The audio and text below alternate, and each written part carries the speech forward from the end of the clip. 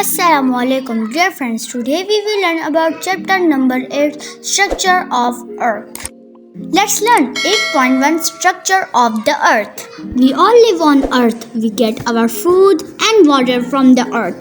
Have you ever thought about what the Earth is made up of? Or what its structure is like?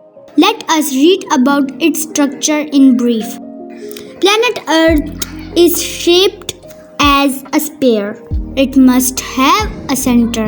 Have you ever wondered what is inside it?